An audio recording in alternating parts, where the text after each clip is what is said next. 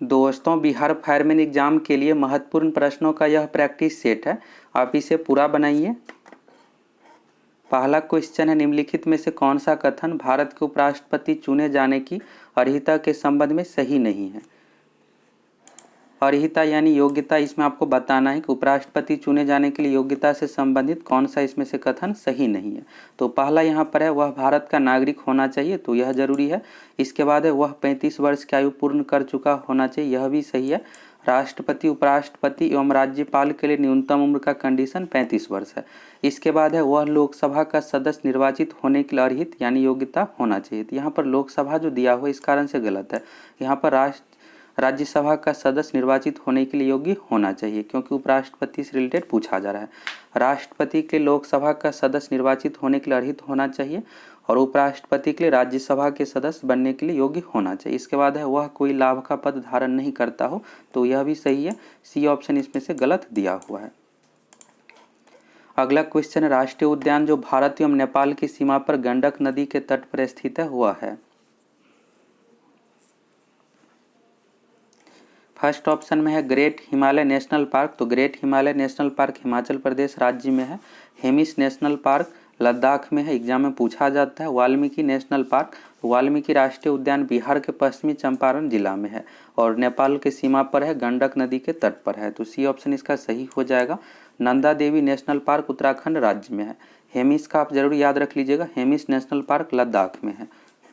बिहार में एकमात्र राष्ट्रीय उद्यान है वाल्मीकि राष्ट्रीय उद्यान, यह जो संबंधित है बाघ से संबंधित है और पश्चिमी चंपारण जिला में है। अगला क्वेश्चन है, विश्व पृथ्वी दिवस मनाया जाता है। एक क्वेश्चन पर्यावरण से संबंधित दिवस से रिलेटेड पूछा जाता है।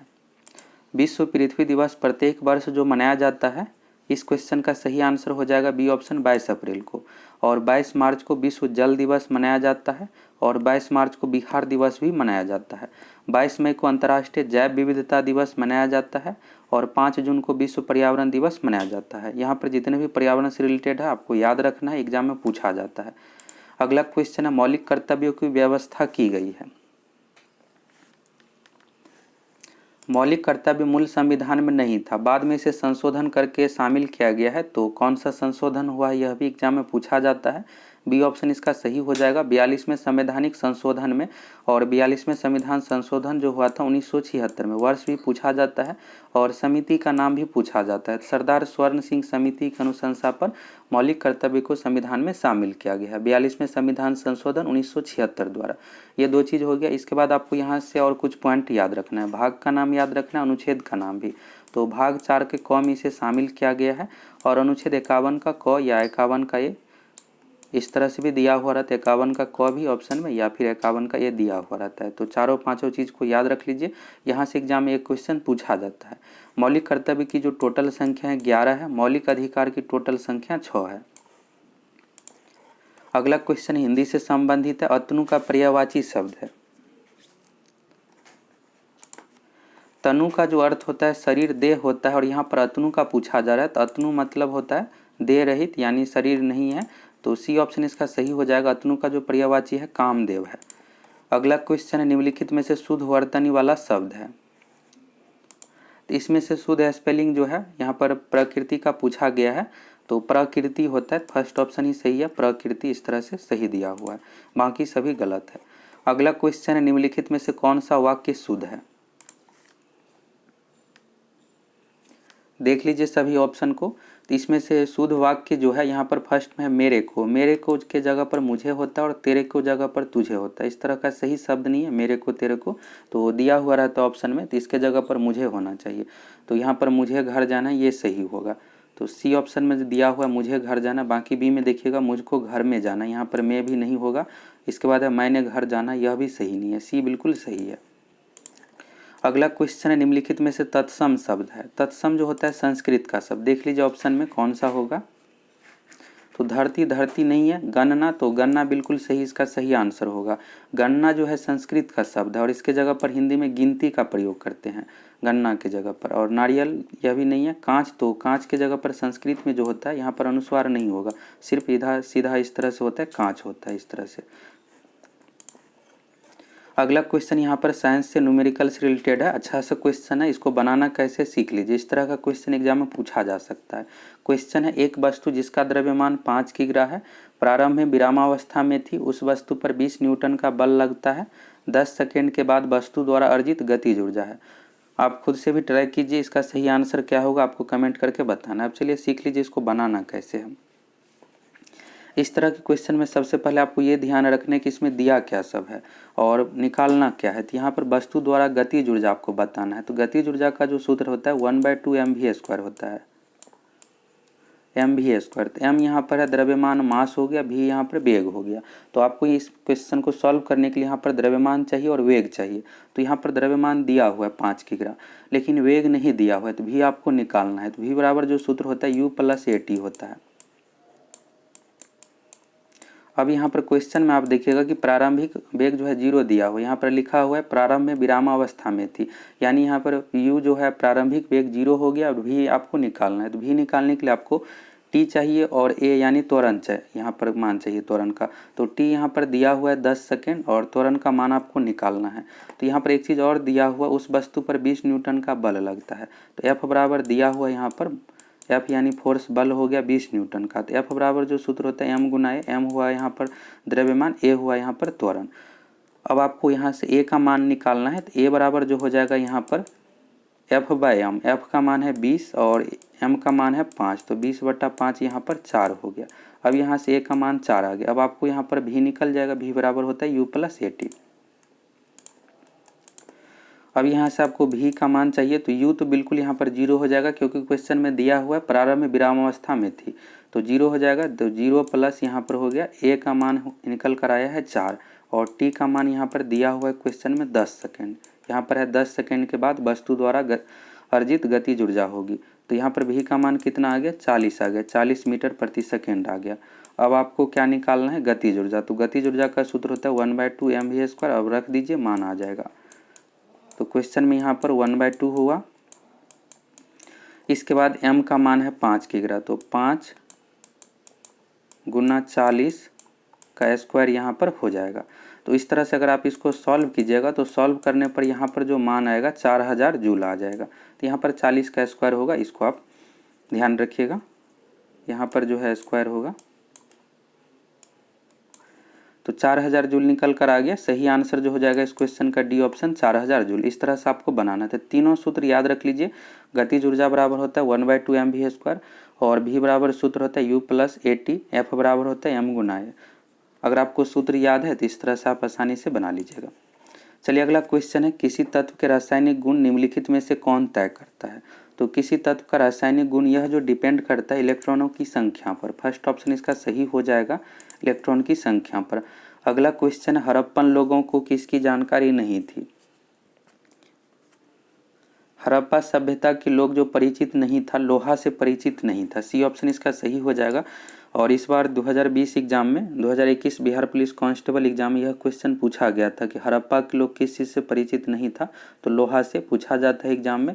बाकी यहाँ पर है कुम्हारों का चाक, आग, गेहूँ, तो इन सभी से परिचित था और मुख्य भोजन में गेहूँ और जौ शामिल था, लोहा से परिचित नहीं था। अगला क्वेश्चन है, भारत की दूसरी सबसे लंबी नदी कौन सी है। भारत की सबसे लंबी नदी गंगा है और इस क्वेश्चन में दूसरी सबसे लंबी नदी पूछा जा रहा है।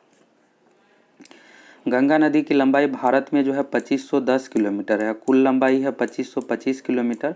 और गंगा नदी की बिहार में लंबाई जो है 445 किलोमीटर है। ये भी आप याद रख लीजिएगा, एग्जाम में पूछा जा सकता है क्वेश्चन, बिहार से रिलेटेड एग्जाम है इसलिए। तो बिहार में गंगा नदी की लंबाई है 445 किलोमीटर, एक चीज़ ये भी आप याद रख लीजिएगा। और गंगा नदी जो सबसे अधिक लंबी है बिहार में भागलपुर जिला में, बीपीएससी एग्जाम में यह क्वेश्चन पूछा भी गया है। गंगा नदी की लंबाई सबसे अधिक किस जिला में है, तो भागलपुर में है। और बिहार में गंगा नदी की लंबाई 445 किलोमीटर है। गंगा नदी की कुल लंबाई 2525 है और भारत में गंगा नदी की लंबाई 2510 किलोमीटर। इसके बाद यमुना नदी है, तो यमुना नदी की जो कुल लंबाई है 1376 किलोमीटर है। इसके बाद है गोदावरी, तो गोदावरी नदी की जो कुल लंबाई है 1465 किलोमीटर। और ब्रह्मपुत्र नदी की कुल लंबाई 2900 किलोमीटर है, लेकिन भारत में जो है लगभग 900 किलोमीटर बहती है, तो इसलिए ब्रह्मपुत्र नहीं होगा। इस क्वेश्चन का सही आंसर हो जाएगा गोदावरी। इसके अलावा और कुछ पॉइंट आपको याद रखना है। भारत की दूसरी सबसे लंबी नदी गोदावरी नदी है, सबसे लंबी नदी है गंगा, और गोदावरी नदी दक्षिण भारत की सबसे लंबी नदी है। प्रायद्वीपीय भारत की भी सबसे लंबी नदी गोदावरी ही है। अगला क्वेश्चन है, बिहार में गंगा नदी बहती है, तो यह क्वेश्चन बिहार से रिलेटेड है। तो बिहार में गंगा नदी जो बहती है 445 किलोमीटर, सही आंसर हो जाएगा इसका 445 किलोमीटर। अगला क्वेश्चन है, वास्को डी गामा कालीकट कब पहुंचा?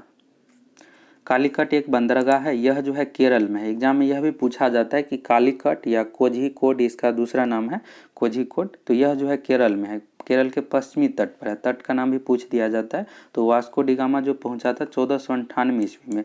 वास्को डी गामा पुर्तगाल के रहने वाले थे। अगला क्वेश्चन है, सविनय अवज्ञा आंदोलन वर्ष में हुआ? तो सविनय अवज्ञा आंदोलन जो हुआ था 1930 में, बी ऑप्शन इसका सही हो जाएगा। अगला क्वेश्चन है, संस्कृति और शिक्षा का अधिकार वर्णन है। भारतीय संविधान के भाग 3 में अनुच्छेद 12 से लेकर 35 तक मौलिक अधिकार का वर्णन है। एग्जाम में पूछा जाता है कि मौलिक अधिकार कौन से भाग में है, तो भाग 3 में अनुच्छेद 12 से लेकर 35 तक, और संस्कृति शिक्षा का अधिकार जो वर्णित है अनुच्छेद 29 और 30 में। बी ऑप्शन इसका सही हो जाएगा, अनुच्छेद 29 और 30। अगला क्वेश्चन है, निम्न में से कौन सा प्रत्यक्ष कर का उदाहरण नहीं है? प्रत्यक्ष कर यानी डायरेक्ट टैक्स, तो इसमें से संपत्ति कर, व्यवसाय कर, आयकर, तीनों जो है यहाँ पर प्रत्यक्ष कर का उदाहरण है। लेकिन वस्तु और सेवा कर जीएसटी जो है अप्रत्यक्ष कर है। जीएसटी इसका सही आंसर हो जाएगा, डी ऑप्शन, वस्तु और सेवाओं पर कर। अगला क्वेश्चन है, नौजवान भारत सभा की स्थापना किसने की? नौजवान भारत सभा की स्थापना भगत सिंह ने की थी। डी ऑप्शन इसका सही हो जाएगा, भगत सिंह। और वर्ष भी आपको याद रखना 1926 में। यह भी एग्जाम में पूछा जाता है कि कब किया गया था, तो 1926 में। अगला क्वेश्चन है, इटाई इटाई रोग निम्नलिखित में से किसके सेवन से होता है? पारा का जो दूसरा नाम होता है मरकरी होता है। एग्जाम में ऑप्शन में इस तरह से भी दिया हुआ रहता है, तो ये भी याद रख लीजिएगा। पारा का ही दूसरा नाम मरकरी है। और लेड सीसा हुआ, जिंक जस्ता, कैडमियम। तो यहाँ पर इटाई इटाई पूछा जा रहा है, तो इटाई इटाई रोग जो होता है कैडमियम के कारण से। इसके बाद पारा है तो मिनी माता रोग होता है पारा के कारण से। मिनी माता रोग का जो कारण होता है पारा, और इटाई इटाई रोग होता है कैडमियम के कारण से। अगला क्वेश्चन, नौका दौड़ प्रतियोगिता किस त्योहार से संबंधित है? यहाँ पर 3-4 त्यौहार से रिलेटेड पॉइंट बताएंगे, जिसको आपको याद रख लेना है, यहाँ से क्वेश्चन पूछा जाता है एग्जाम में। तो नौका दौड़ प्रतियोगिता जो होता है ओणम त्यौहार पर। ओणम त्यौहार जो है केरल राज्य का नाम भी आपको याद रख लेना है, केरल राज्य में मनाया जाता है। इसके बाद है पोंगल, तो पोंगल त्यौहार है तमिलनाडु राज्य से संबंधित है। और पोंगल त्यौहार के अवसर पर ही जल्लीकट्टू होता है। जल्लीकट्टू में सांड से लड़ाई होता है इंसान की। इसके बाद छठ हो गया, तो छठ बिहार से संबंधित है। कम्बाला, तो कम्बाला जो है कर्नाटक राज्य में मनाया जाता है। और इस त्यौहार के अवसर पर भैंस दौड़ प्रतियोगिता का आयोजन करते हैं। तो ये इस तरह से याद रख लीजिएगा। ओणम जो है केरल से संबंधित है, नौका दौड़ प्रतियोगिता। पोंगल त्यौहार तमिलनाडु से संबंधित है, और इस त्यौहार के अवसर पर सांड से लड़ाई होती है। इसके बाद कम्बाला, तो कम्बाला कर्नाटक से संबंधित है, और इसमें भैंस दौड़ प्रतियोगिता का आयोजन किया जाता है। तो ओणम इसका सही आंसर हो जाएगा। अगला क्वेश्चन है, ब्रह्म समाज के संस्थापक कौन थे? इस क्वेश्चन का जो सही आंसर हो जाएगा, ब्रह्म समाज के संस्थापक राजा राम मोहन राय थे। सी ऑप्शन इसका सही हो जाएगा। और स्थापना कब की गई थी, यह भी एग्जाम में पूछा जाता था, 1828 ईस्वी में। अगला क्वेश्चन है, भारत के राष्ट्रपति को मौलिक अधिकारों के परिवर्तन के निलंबन का अधिकार प्राप्त है। अच्छा सा क्वेश्चन है, इसका सही आंसर क्या होगा आप कमेंट करके बताइए। भारतीय संविधान के भाग 3 में अनुच्छेद 12 से लेकर 35 तक मौलिक अधिकार का वर्णन है। लेकिन जब आपातकाल लगाया जाता है तो उस समय मौलिक अधिकार लागू नहीं रहता है। मौलिक अधिकार में सिर्फ अनुच्छेद 20 एवं 21 लागू रहता है। इसके अलावा जितने भी अनुच्छेद है सभी यहाँ पर निलंबित कर दिया जाता है राष्ट्रपति द्वारा। इस क्वेश्चन में पूछा जा रहा है कि कौन से अनुच्छेद के द्वारा राष्ट्रपति द्वारा निलंबित किया जा सकता है। तो अनुच्छेद 359 इसका सही आंसर हो जाएगा। भारत के राष्ट्रपति को मौलिक अधिकार परिवर्तन के निलंबन का अधिकार प्राप्त है अनुच्छेद 359 में। लेकिन 20 और 21 लागू रहता है। 20-21 को छोड़कर जितने भी अधिकार है सभी यहाँ पर निलंबित कर दिया जाता है। तो ये भी याद रख लीजिएगा कि अनुच्छेद 20 और 21 लागू रहता है, यह जो है यहाँ पर निलंबित नहीं होता है। अगला क्वेश्चन है, 2011 की जनगणना के अनुसार भारत के किस राज्य में महिला साक्षरता दर सबसे कम है? 2011 की जनगणना के अनुसार सबसे महिला साक्षरता दर सबसे कम जो है बिहार, इसका सही आंसर हो जाएगा। बिहार में जो महिला साक्षरता दर 51.5%। इसके बाद यहाँ पर दिया हुआ राजस्थान, तो राजस्थान में जो है 52.1% महिला साक्षरता दर है, तो राजस्थान नहीं बिहार इसका सही आंसर होगा। और पुरुष में भी साक्षरता दर में सबसे कम बिहार का ही है। अगला क्वेश्चन है, कांगेर घाटी राष्ट्रीय उद्यान भारत के किस राज्य में है? कांगेर घाटी राष्ट्रीय उद्यान भारत के छत्तीसगढ़ राज्य में है। बी ऑप्शन इसका सही हो जाएगा। एक और आपको याद रख लेना है, माधव राष्ट्रीय उद्यान, यह भी एग्जाम में पूछा जाता है। तो माधव राष्ट्रीय उद्यान मध्य प्रदेश में है और कांगेर घाटी राष्ट्रीय उद्यान छत्तीसगढ़ राज्य में है। अगला क्वेश्चन है, दूरदृष्टि दोष के निवारण के लिए कौन सा लेंस प्रयोग करते हैं? दूरदृष्टि दोष के निवारण के लिए जो प्रयोग करते हैं उत्तल लेंस का, फर्स्ट ऑप्शन इसका सही हो जाएगा। निकट दृष्टि दोष में अवतल लेंस का प्रयोग किया जाता है। अगला क्वेश्चन है, विटामिन B3 का रासायनिक नाम है? विटामिन ए का रासायनिक नाम है रेटिनॉल, विटामिन B1 का रासायनिक नाम है थायमिन, विटामिन यहाँ पर पूछा जा रहा है विटामिन B3, तो विटामिन B3 का नाम है नियासिन और कैल्सीफेरॉल जो है विटामिन डी का रासायनिक नाम है। अगला क्वेश्चन है, न्यूयॉर्क किस नदी के तट पर बसा है? न्यूयॉर्क शहर जो बसा है हडसन नदी के तट पर, बी ऑप्शन इसका सही हो जाएगा। लंदन टेम्स नदी के तट पर स्थित है। अगला क्वेश्चन है, ऊर्जा का ऐसा मात्रक है? कार्य ऊर्जा का ऐसा मात्रक जो है जूल है, बल का ऐसा मात्रक न्यूटन है, ताप का ऐसा मात्रक केल्विन है, प्रतिरोध का ऐसा मात्रक ओम है। अगला क्वेश्चन है, बीरबल का वास्तविक नाम क्या था? बीरबल अकबर के दरबार में मंत्री थे। इसके बाद इसका जो सही आंसर हो जाएगा, बीरबल का वास्तविक नाम क्या था? तो महेश दास इसका सही आंसर हो जाएगा। अगला क्वेश्चन है, पानीपत की दूसरी लड़ाई कब हुई थी? पानीपत की पहली लड़ाई 1526 ईस्वी में हुई थी, तो 1526 फर्स्ट याद रखना है, दूसरी जो है 1556 में और तीसरा जो है 1761 में। प्रथम लड़ाई जो है पानीपत की प्रथम युद्ध बाबर एवं इब्राहिम लोदी के बीच हुआ था और इसमें जीत जो है बाबर की हुई थी। और दूसरी लड़ाई अकबर एवं हेमू के बीच में और तीसरी लड़ाई 1761 में। बिहार दरोगा एग्जाम में इस तरह से पूछ लिया गया था कि किसके किसके बीच में हुआ था, तो अफगान एवं मराठों के बीच। अफगानी शासक अहमद शाह अब्दाली एवं मराठों के बीच में 1761 में तीसरी लड़ाई हुई थी। तो तीनों यहाँ से आपको याद रख लेना है। तो इस क्वेश्चन का सही आंसर हो जाएगा सी ऑप्शन 1556। अगला क्वेश्चन है, मनुष्य का रक्त होता है? मनुष्य के रक्त का जो पीएच मान होता है 7.4। 7 से अधिक होने पर क्षारीय होता है, 7 से कम होने पर अम्लीय और 7 रहने पर उदासीन। तो इस क्वेश्चन का जो सही आंसर हो जाएगा क्षारीय। अगला क्वेश्चन है, नेचुरलिस्ट हिस्टोरिका के लेखक है? अच्छा सा क्वेश्चन एग्जाम में यहाँ से क्वेश्चन पूछा जा सकता है। तो नेचुरलिस्ट हिस्टोरिका के जो लेखक है, इस क्वेश्चन का सही आंसर हेरोडेटस नहीं होगा। इसका सही आंसर जो होगा सी ऑप्शन प्लिनी। सिर्फ अगर पूछा जाता है कि हिस्टोरिका के लेखक कौन है, तो हिस्टोरिका के लेखक हेरोडेटस है और इतिहास के पिता जो कहा जाता है हेरोडेटस को। नेचुरलिस्ट हिस्टोरिका के लेखक प्लिनी है। यहाँ से एग्जाम में क्वेश्चन पूछा जा सकता है। और ज्योग्राफी के लेखक टॉलमी है। अगला क्वेश्चन है, निम्न में से किसने भगवत गीता का अंग्रेजी अनुवाद किया है? भगवत गीता का अंग्रेजी अनुवाद जो किया है विल्किंस। एग्जाम में यह भी क्वेश्चन पूछा जा सकता है। फर्स्ट ऑप्शन इसका सही हो जाएगा। अगला क्वेश्चन है, द्वितीय बौद्ध संगीति का आयोजन किसके शासनकाल में हुआ था?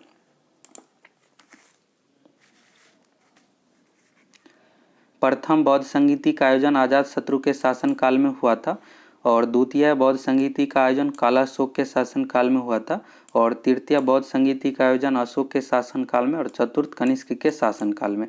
तो इस क्वेश्चन में पूछा जा रहा है द्वितीय बौद्ध संगीति का आयोजन, तो इस क्वेश्चन का सही आंसर हो जाएगा कालाशोक के शासनकाल में। और आपको ये भी याद रखना है कि इसका आयोजन कहाँ पर हुआ था। तो प्रथम का जो हुआ था यहाँ पर राजगृह में, दूसरे का वैशाली में, तीसरे का पाटलिपुत्र में और चौथा का जो आयोजन हुआ था कुंडलवन में। कुंडलवन कश्मीर में है। तो इस तरह से आपको ये भी याद रख लेना है। अगला क्वेश्चन है, लोदी वंश का अंतिम शासक कौन था? जितने भी वंश है, वंश के संस्थापक कौन थे और अंतिम शासक कौन था, ये दो चीज़ आपको जरूर याद रखना है। तो लोदी वंश का संस्थापक बहलोल लोदी था और इसमें अंतिम शासक पूछा जा रहा है तो इब्राहिम लोदी इसका सही आंसर हो जाएगा। अगला क्वेश्चन है, शाहजहांनामा के लेखक कौन है?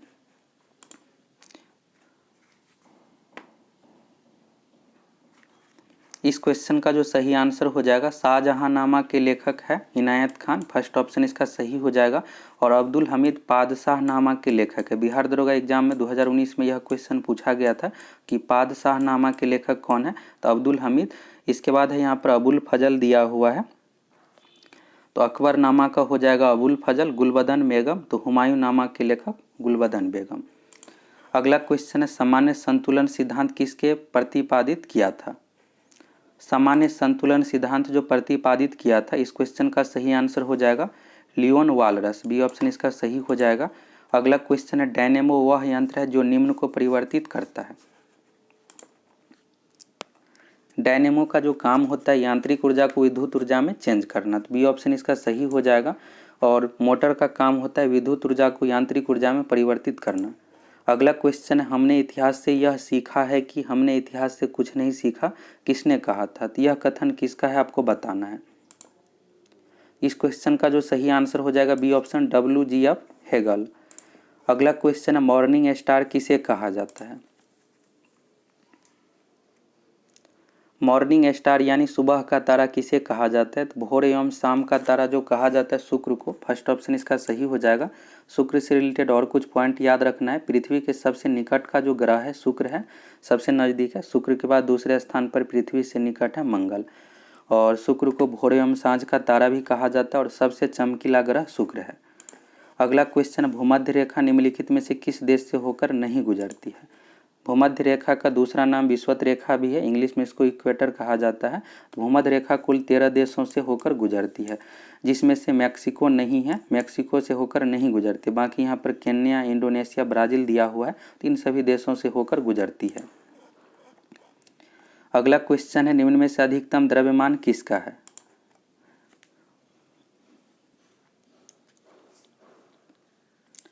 इस क्वेश्चन का जो सही आंसर हो जाएगा, यहाँ पर ऑप्शन के अकॉर्डिंग जो अधिकतम द्रव्यमान है न्यूट्रॉन का।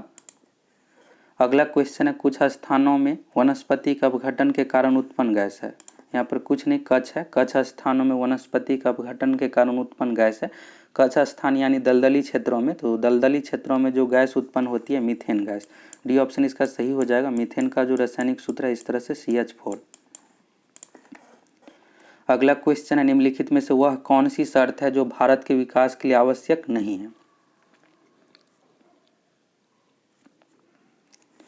इसमें से पूंजी संचयन यह है, संसाधन खोज यह भी जरूरी है, प्रौद्योगिकी विकास यानी कंप्यूटर से रिलेटेड, तो यह सभी है। लेकिन यहाँ पर सी ऑप्शन जो है जनसंख्या वृद्धि यह आवश्यक नहीं है, तो यह गलत हो जाएगा। प्रौद्योगिकी विकास यानी टेक्नोलॉजी का विकास करना, तो ये सब है, लेकिन जनसंख्या वृद्धि यह जरूरी नहीं है।